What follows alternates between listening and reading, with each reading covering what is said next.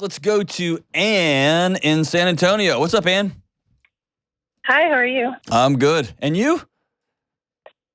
I'm pretty good. Pretty good. Hot in Texas. Is it still 1,000 degrees? Yes. Has it rained yet? It's awful. We got like a small sprinkle of a rain. It was such a tease. The clouds rolled in. Everything looked good. There was lightning, and then it rained for 2 minutes and stopped. It was awful. It was just like a bunch of people spitting in the front yard, and that's about it. I'm sorry. That's what it felt like. And hey, here's what everyone that I know in Texas is waiting for. It will all catch up in a weekend and then flood everything, right? So it'll be like, oh, we need 10 inches of rain here, which is the annual average. Let's do it on a Wednesday at 4, right? And then, anyway, I'm sorry. So how can I help? I wish I was a meteorologist. I just can't do anything about it. I know. It's all right. What's up? My husband, last week, he went to his local gym, and there was an active shooter situation. And he saw everything. He saw the person be murdered. Oh, so active shooter, it wasn't somebody just pulled a gun. He saw somebody get shot. Okay. Yes, someone got shot. Okay. Yes. And he witnessed everything. Thankfully, his job is in threat assessment. He didn't follow the crowd. He actually got the group around him out of the emergency exits, because he takes a mental map of everywhere he goes. Right. And then went back into the building once he didn't see the shooter anymore, and went to help whoever got shot. But unfortunately, the person who got shot was dead. Yeah. I'm so sorry, man. What a heroic husband you have, right? No, he's amazing. Yeah. Were you at the gym? No, but just going on my intuition for whatever reason that day. Yeah. Here's what I'm asking. I'm asking. You're wearing this heavily. Yeah. How's it? How are you wearing it? Are you that I almost lost my husband, or I could have lost my husband? He was right there. Is that close? Or I'm heartbroken and worried that he saw this and went through this. Like, where's your heart on this? I think all of it. Yeah. Especially that's the gym I told him not to go to. I told you so's aren't the super best way to approach this, but it's not, and I definitely did not. And when he called me, he's like, hey, don't freak out. I'm like, okay, sure. Listen, let me just take a side here. Good people of the podcast land, especially you, gentlemen, don't ever call someone you love, especially your wife, and start the call with, hey, don't freak out.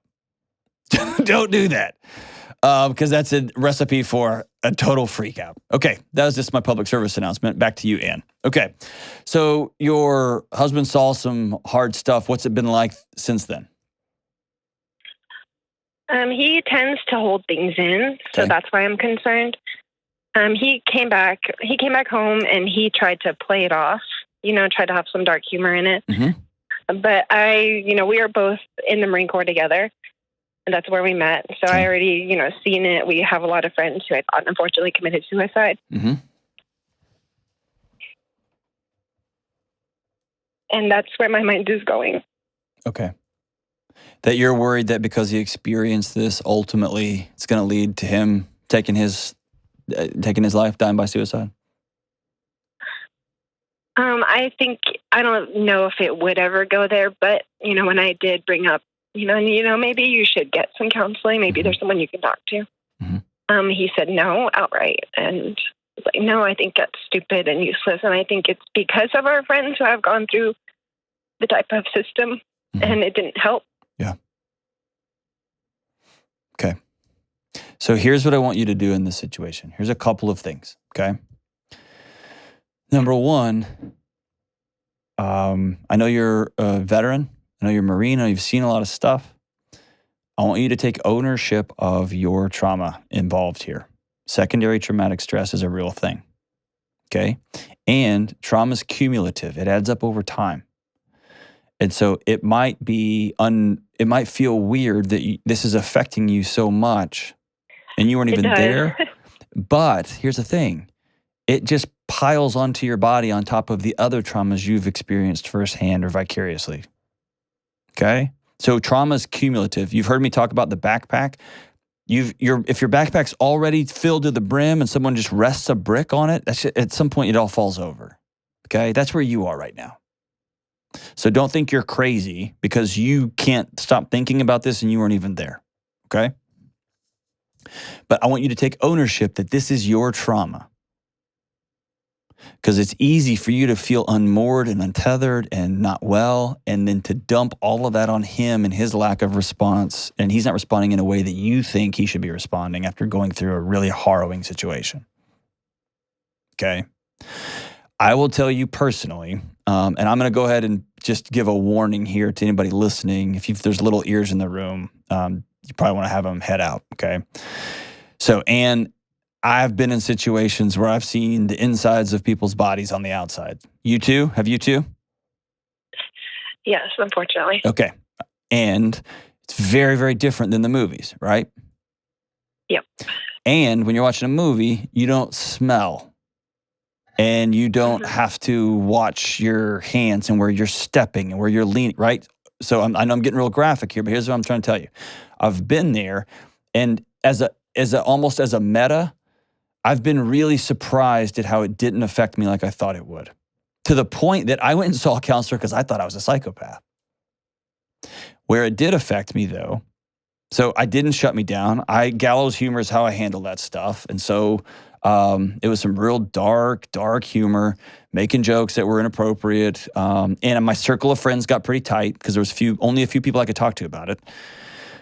Where it came out was I got real short with people that I loved, or I wasn't sleeping very good, which over time made me, or encouraged me, open up an avenue where I made some poor diet choices, which then, right? So it affected me in weird ways, but not in the ways I would have thought, okay? Here's why that's important for you. Don't put your picture of how he should be handling this onto him. That's going to cause a division in your relationship. What I'd much rather you do is sit down with him and say, I'm going to go talk to somebody because this is affecting me. I'm taking ownership of my mental health and wellness. I'm going to call a local counselor. I need you to promise me that if you're not okay, you will reach out. Okay.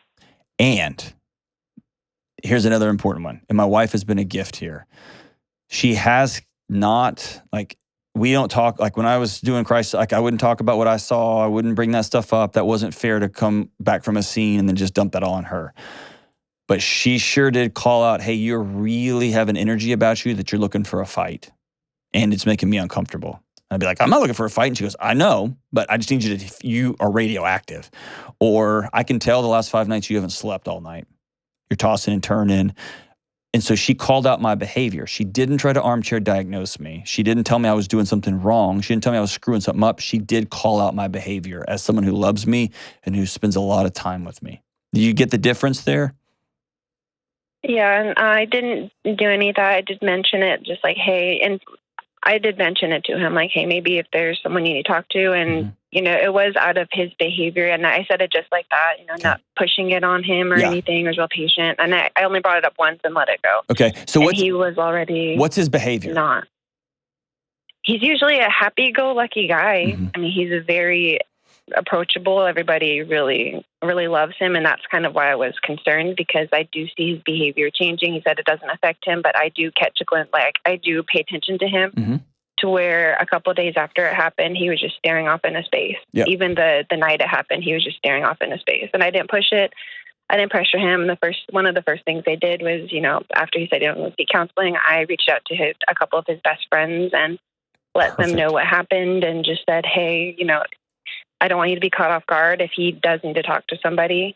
Like, he doesn't, as of right now, he doesn't want to do, talk to a counselor or anything like that. Sure. I'm like, he seemed like he was okay about it, but I knew, since my older sister also has PTSD, that's gone untreated.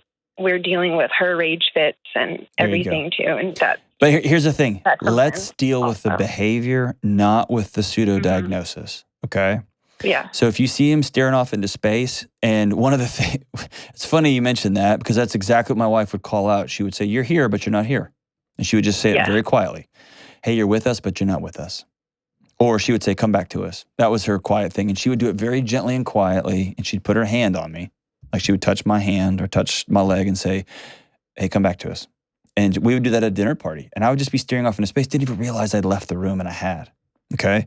Mm-hmm. It wasn't, "Hey, you need to go to see a counselor and because your depression's," it wasn't that. Because that would have walled me off. I would have said, I'm fine. I'm completely fine. I'm sitting here at dinner laughing. I'm having a good time. It was, "Hey, come back to us." And you promise you will call if you feel like something's going south, if you feel like you're hurting yourself. Yes, I promise. That's it. I'm not going to try to armchair diagnose you. I'm going to call it behavior. "Hey, you're getting really loud and really angry. I'm not okay with that. I'm going to take the kid and I'm going to leave." Because you see what I'm saying? We're talking about the behavior, not the diagnosis and not the solution. We're going to let them find their path towards that solution. Okay? And if you see something troubling, like all of a sudden guns are out more than they usually are, or he's starting to give stuff away to some stuff that is his prized possessions, or he starts throwing things away.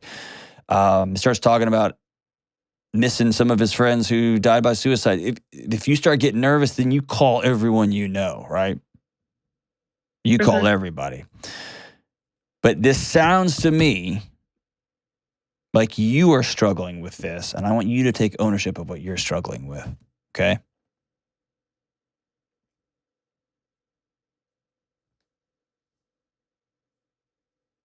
Are you there? I'm here, yeah. Will you do that? I can. Why won't you? You're not going to. I know you're not. I know you're not. I know I have a lot of friends who are tough veterans. You're not going to. Why won't you? And just pretend we're having a beer and some nachos and I'm just sitting across the table from you. This isn't me like talking down at you. I'm smiling. Like, why won't you? I have other things to worry about. Like what? We just moved to the area, one thing. We have a 6-year-old kid, trying to get him adjusted to a new moving place. We are here based kind of alone. Yep. My husband travels for work. Okay. So most of the time I'm holding it down myself. Yep. I have other things to worry about. You sound tired. I'm exhausted. Yeah. So let me tell you the single greatest gift you could give your is this a 6-year-old little boy or a little girl?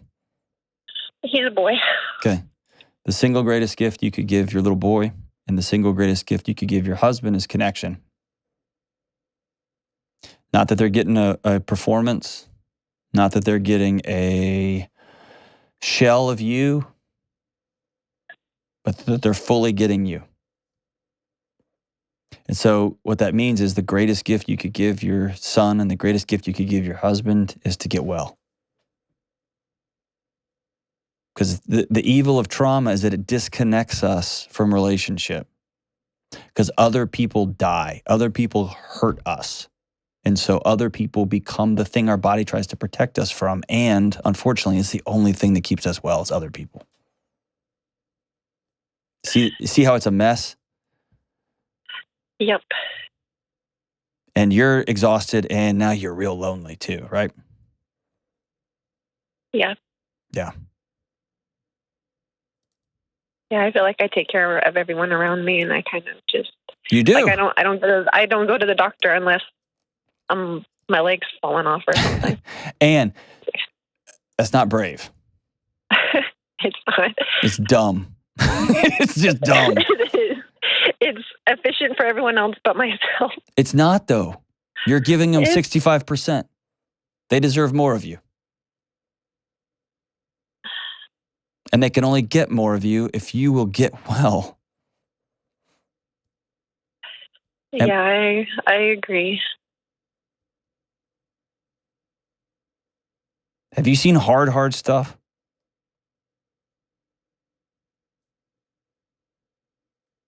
Like what? in terms of death and some of that carnage that comes along with that? I have, Okay. but I did take your ACEs score. I'm a 9.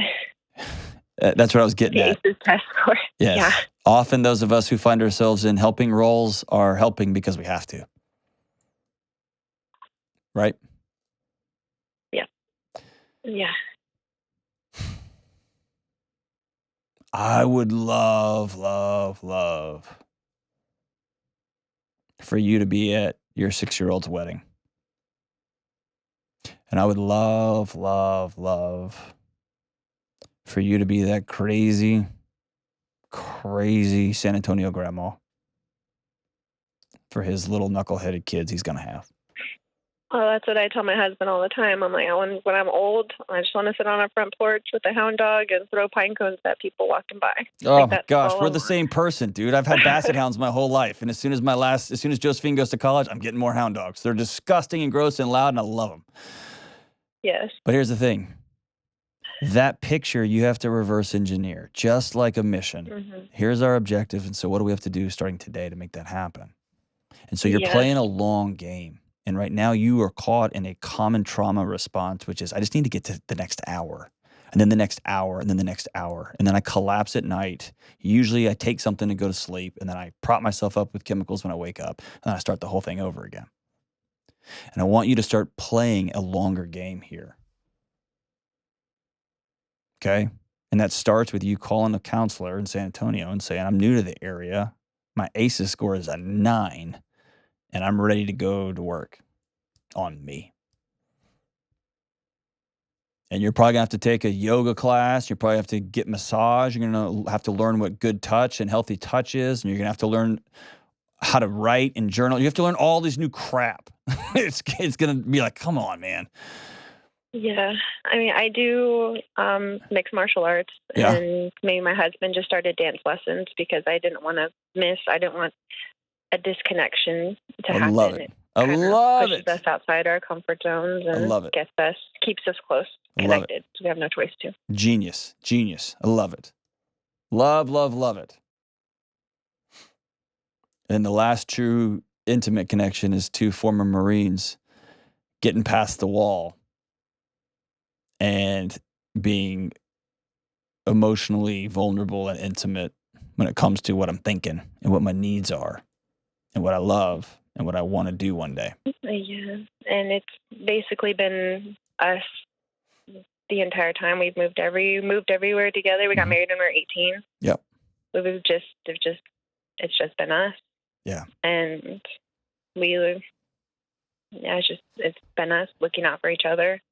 I know, but you're looking out for each other in a performative way. You're not with each other. You're trying to protect each other. You see the difference? Right. Yes.